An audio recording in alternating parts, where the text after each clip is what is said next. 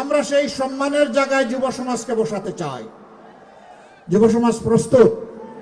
যারা যুবক হাত তুলেন। ও মা, সবাই তো দেখি যুবক।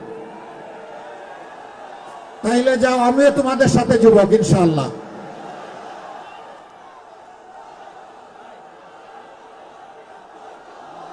যুবকরা বাঘ সিংহ পর্বত কাউকে ভয় করে না, আল্লাহর পর শুধু আল্লাহকে ভয় করে আর আল্লাহর পর ভরসা রাখে। জাতির মুক্তির পথে যত বাধা আসবে সেটা যদি হিমালয় পর্বতের মতো হয়, মহান আল্লাহর কাছে তৌফিক চাই আমরা যেন সেটাও মাড়িয়ে সামনে অগ্রসর হতে পারি। আমরা কথা দিচ্ছি, আল্লাহ যদি আমাদেরকে এই দেশ সেবার দায়িত্ব দেন, আমরা চাঁদাবাজের কোনো অস্তিত্ব রাখবো না। ক্লিংকার বেশি থাকলে সিমেন্ট বেশি খাঁটি। আনোয়ার সিমেন্ট। আমরা দুর্নীতিবাজদের অস্তিত্ব রাখবো না। হায় হায়, এখন তো সবাই বিপদে পড়ে গেছে, এখন কি হবে? চাঁদাবাজ যারা, তাদেরকে বলছি ভাই এটা হারাম, এই কাজ ছেড়ে দাও, যা করেছে তওবা করো, পারলে সবার হক ফেরত দাও। এরপরে তোমাদের যদি কিছু না থাকে, আমাদেরকে আল্লাহ যা রিজিক দিয়েছেন তাই ভাগ করে তোমাদের সাথে খাবো। তবু আল্লাহর রাস্তায় তোমরা চাঁদাবাজি করো না।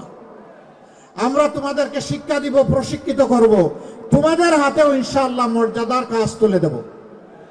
সেদিন তোমরা গর্বের সাথে বলবো আমি আর চাঁদাবাজ নই, আমি দেশ গড়ার কারিগর।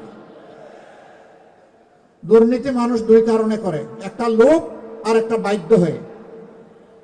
বিশেষ করে সরকারি কর্মকর্তা কর্মচারী যারা আছেন, আমরা জানি বিভিন্ন ক্ষেত্রে বেতন কাঠামো এমন যে এর উপর জীবন ধারণ করা প্রায় অসম্ভব।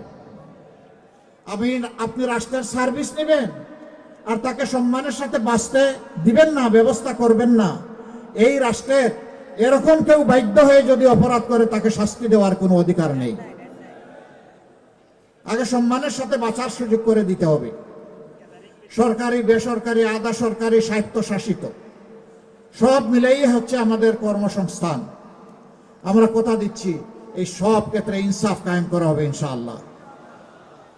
আরেকটা জিনিস আমরা সাফ করে বলতে চাই, আমরা সমাজে ইনসাফ কায়েম করব। সেই ইনসাফ, একজন সাধারণ শ্রমিক অপরাধ করলে তার যে আইনে বিচার হবে, যে শাস্তি হবে, রাষ্ট্রের প্রেসিডেন্ট এবং প্রধানমন্ত্রী যদি একই অপরাধ করেন, তাদেরকেও ছাড় দিয়ে কথা বলা হবে না। একই আইনে একই অপরাধের একই শাস্তি তাদেরকেও ভোগ করতে হবে। বরঞ্চ অভাবে